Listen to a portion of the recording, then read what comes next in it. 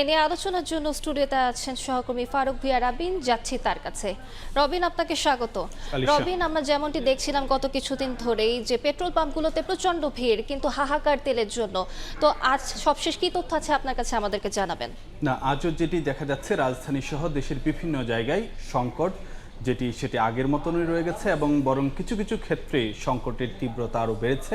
এখনও কিন্তু যে বিভিন্ন পাম্পগুলোতে যেটি দেখা যাচ্ছে দীর্ঘ সারি গ্রাহকদের তেল নেওয়ার জন্য, এবং দেশের বিভিন্ন জায়গা থেকে আমাদের সহকর্মীরা যে খবর জানাচ্ছেন অনেক জায়গাতেই বিভিন্ন জায়গাতে অনেক পাম্প বন্ধ, সেগুলোতে তেল নেই, এরকম খবরাখবরও কিন্তু যে আমাদের সহকর্মীরা বিভিন্ন জায়গা থেকে তারা জানাচ্ছিলেন।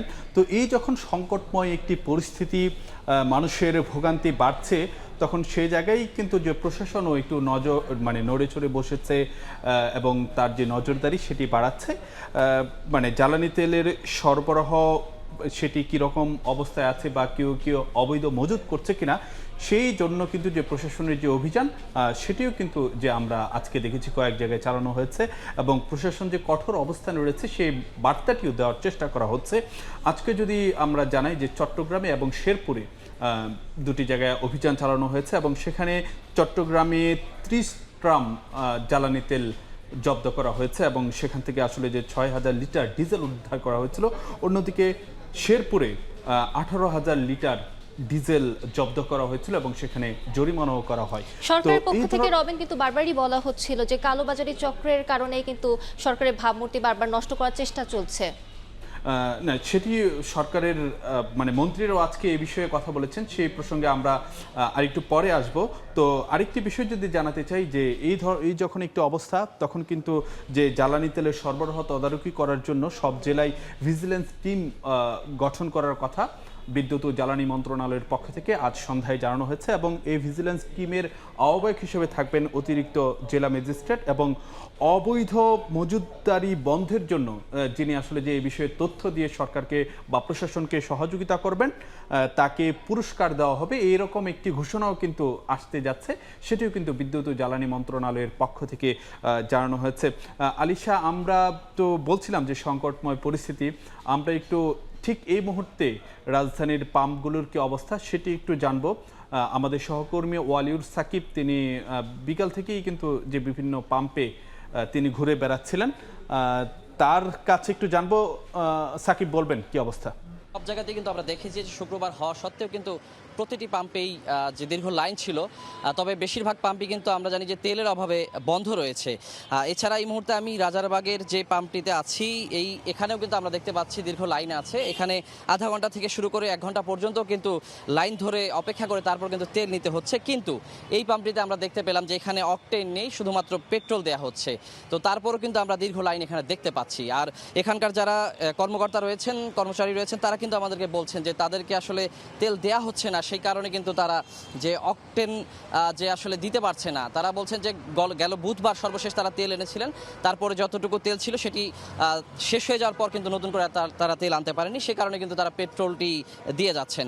এছাড়া যদি আমি বলি যে আমি রাজধানীর যে তেজগাঁও এলাকায় ঘুরেছি, পরিবাগ এলাকায় ঘুরেছি, এবং যে সেগুনবাগিচা এলাকায় ঘুরেছি, আমরা প্রায় প্রতিটি পাম্পেই কিন্তু দেখেছি যে একই পরিস্থিতি, যে তেলের জন্য কিন্তু মানুষ দীর্ঘ সময় ধরে লাইন ধরে আছে এবং একটা দুর্ভোগের মধ্যে কিন্তু মানুষ পড়ে আছে। এই জায়গায় কিন্তু প্রতিটি মানুষ, আমরা যাদের সঙ্গে কথা বলছিলাম, তারা বারবার অভিযোগ করছিলেন যে সরকারের পক্ষ থেকে বারবার আশ্বাস দেওয়া হলেও আসলে কেন তারা তেল নিয়ে ভোগান্তিতে পড়ছেন। আর এদিকে যদি সরকারের পক্ষ থেকে বলি, সরকারের পক্ষ থেকে কিন্তু আসলে বারবার কিন্তু আশ্বস্ত করা হচ্ছে যে তেলের কোনো সংকট এই মুহূর্তে নেই। যে পরিমাণ তেল দেশে রয়েছে তাতে কিন্তু এই পরিস্থিতি হওয়ার কথা নয়। সর্বশেষ কিন্তু সরকারের পক্ষ থেকে বলা হচ্ছে যে তেলের সরবরাহ স্বাভাবিক রয়েছে কিনা, কোনো ধরনের সিন্ডিকেট রয়েছে কিনা, সেটি তদারকির জন্য কিন্তু কঠোর পদক্ষেপ নিতে যাচ্ছে সরকার, এরকম ঘোষণাও কিন্তু আমরা দেখতে পাচ্ছি। কিন্তু তারপরও এখন পর্যন্ত সর্বশেষ যে পরিস্থিতি আমরা দেখতে পাচ্ছি, কোনো ধরনের প্রভাব কিন্তু সেই ঘোষণার পড়েনি। এখন পর্যন্ত কিন্তু মানুষের ভোগান্তির মধ্যে দিয়ে যেতে হচ্ছে, এবং প্রতিদিন কিন্তু আমরা দেখতে পাচ্ছি যে দীর্ঘ লাইনে গাড়ি বাইক দীর্ঘ সময় অপেক্ষা করে তারপর কিন্তু তেল নিতে হচ্ছে। তো সব মিলিয়ে বলা যায় যে আসলে সরকারিভাবে হয়তো চেষ্টা করা হলেও সেই যে প্রভাবটি কিন্তু এখন পর্যন্ত পড়েনি, সামনে পড়বে কিনা সেটি কিন্তু সময় বলে দিবে। তো এই ছিল আমার কাছে এখন পর্যন্ত এই রাজারবাগের ফিলিং স্টেশন থেকে সবশেষ খবর। ধন্যবাদ সাকিব, আপনি আমাদের সঙ্গে যুক্ত ছিলেন এতক্ষণ। রবিন, আলিশা, আমরা দেখছিলেন মাঠ যে পর্যায়ের খবর দেখলাম। না না দেখছিলাম যে আমাদের সহকর্মী ওয়ালিদ সাকিব যে কথাটি জানাচ্ছিলেন যে এখনো কিন্তু যে রাত 9টা পার হয়ে গেছে, কিন্তু তারপরও পাম্পগুলোতে আসলে যে দীর্ঘ সারি বা গ্রাহকদের যে ভোগান্তির চিত্র। তো আলিশা, একটু বিষয় যদি জানাতে চাই যে এখানে নিশ্চয়ই অনেকের মধ্যে একটি যে প্রশ্ন থাকবে যে জ্বালানি তেল কি পরিমাণ আসছে বা কি ধরনের যে একটি মানে চালান আসছে। তো আমরা একটু গ্রাহকদের জন্য যদি একটু আসার জায়গা থেকে কিছু কথাবার্তা যদি একটু শোনাতে চাই, সেটা হলো দেশে জ্বালানি তেলের যে আজকেও কিন্তু যে কিছু চালান এসেছে গত 24 ঘন্টার যে চিত্র, সেটি যদি একটু জানাতে চাই যে আজও ভারত থেকে বাংলাদেশ ভারত মৈত্রী পাইপলাইন দিয়ে 5,000 মেট্রিক টন ডিজেল এসেছে। এর আগেও কিন্তু এই মৈত্রী পাইপলাইন দিয়ে গত 11 মার্চ আরও 5,000 টন ডিজেল এসেছিল। তো এই রকম মানে যেটি বলা হচ্ছে যে হয়তোবা যে আগামী সপ্তাহেও আরও 5,000 টন আসতে পারে, এবং সব মিলে যেটি বলা হচ্ছে যে আগামী 4 মাসে বাড়তি 50,000 টন ডিজেল বাংলাদেশ ভারত মৈত্রী পাইপলাইন দিয়ে ভারতের নুমালীগড় থেকে বাংলাদেশে আসার কথা, এবং সেটি মানে আজকে এসে মানে পার্বতীপুর যে ডিপো রয়েছে সেই ডিপোতে। রবিন, একটি বিষয় একটু জানতে চাই যে বারবারই তো এলপিজি এলএনজি আসছে দেশে, কিন্তু তারপরও তাহলে এই ভোগান্তি কেন, এই দুর্ভোগ কেন? সরকার আসলে কি বলছে আর কি কি পদক্ষেপ নিচ্ছে সরকার? সেই প্রসঙ্গটি আসবো, কিন্তু যে নীতি নির্ধারকরা কি বলতে চাচ্ছে তার আগে যদি আরো কিছু আপনাকে তথ্য যদি জানাই।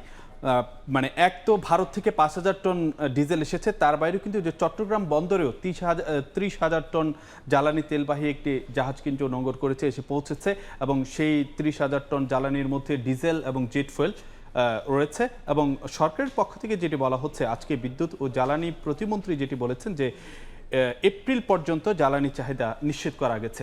আলিশা, রবিন, আপনাকে একটু বিষয় যদি আপনি মানে কিছু আপনার মনে হয় একটি প্রশ্ন ছিল, সেটি যদি একটু। যে আমি জানতে চাচ্ছিলাম যে সরকার আসলে কি কি পদক্ষেপ নিচ্ছে আর কি বলছে সরকার। মজুদ তো এপ্রিল পর্যন্ত থাকার কথা।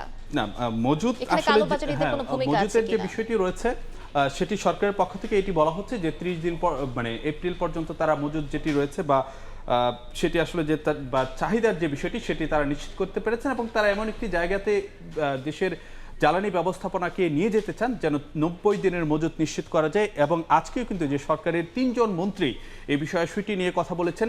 বিদ্যুৎ ও জ্বালানি মন্ত্রী ইকবাল হাসান মাহমুদ টুকু কথা বলেছেন, অর্থ পরিকল্পনা মন্ত্রী আমির খসরু মাহমুদ চৌধুরী কথা বলেছেন, এবং বিদ্যুৎ ও জ্বালানি প্রতিমন্ত্রী অনিন্দ্য ইসলাম অমিত তারাও কিন্তু যে গণমাধ্যমের সঙ্গে আলাদা আলাদা অনুষ্ঠানে তারা কথা বলেছেন এবং এই ইস্যুগুলো নিয়ে তারা কথা বলেছেন। এবং সেখানে মোটা দাগে সরকারের নীতি নির্ধারকরা যে বার্তাটি দিচ্ছেন তারা হচ্ছে যে এই মুহূর্তে আসলে যে ঘাটতি নেই, সরবরাহ যেটি সেটি রয়েছে, কিন্তু সংকটের জন্য তারা দায়ী করছেন দুর্নীতি এবং কালোবাজারিকে। তারা বলছেন যে পরিমাণ মানে দরকার রয়েছে তার তুলনায় আসলে যে বেশি মানে জ্বালানি তেল অনেকে নিয়ে যাচ্ছেন, কালোবাজারি করছেন, সেটির কারণে বাজারে একটি যে কৃত্রিম যে সংকট সেটি আসলে যে তৈরি হচ্ছে। এবং সে পর্যায়ে আসলে যে এই রকম যখন অবস্থা, তখন জেলা প্রশাসন এবং পুলিশ প্রশাসনকে বলা হচ্ছে যে বিষয়টি মনিটর করার জন্য, এবং আইন শৃঙ্খলা বাহিনী এ নিয়ে কাজ করছে বলে সরকারের মন্ত্রীরা জানাচ্ছেন।